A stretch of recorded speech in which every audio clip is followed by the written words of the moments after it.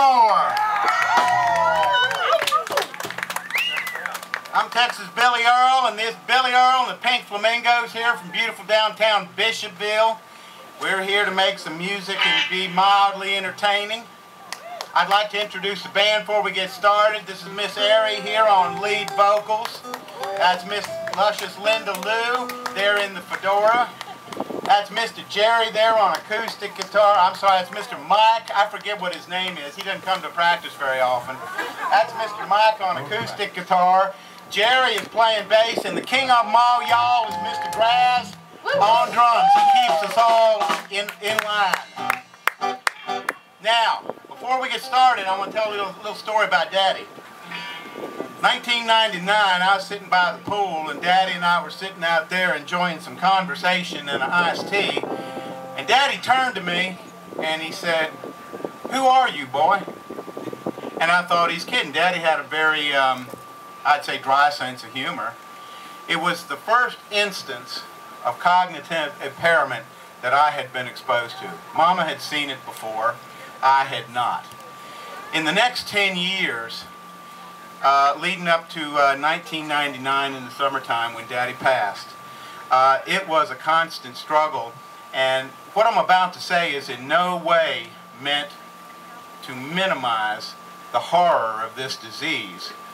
But what I want to tell you people is that the research has got to continue and go further for this, as much for the person who's afflicted as it is for the caregivers that are there. My poor mama was ready to just work herself into a grave to take care of Daddy, because there was no task too small. There was no gift that she could give him that was too large.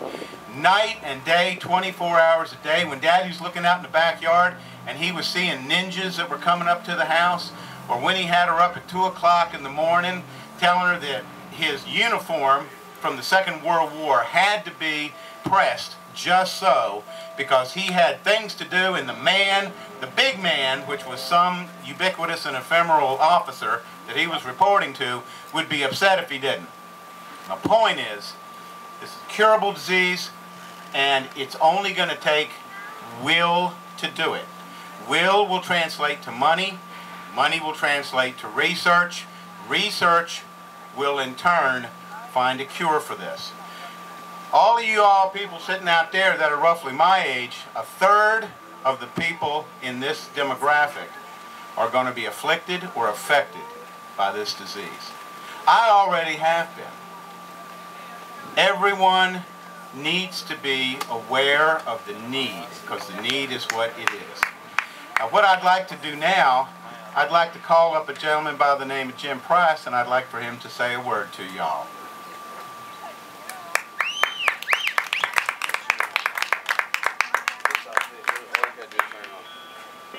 Got to turn the switch on.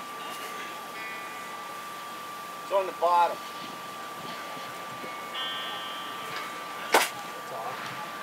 Try it again. There you go. Heard it. I heard it too. I thought you turned it off.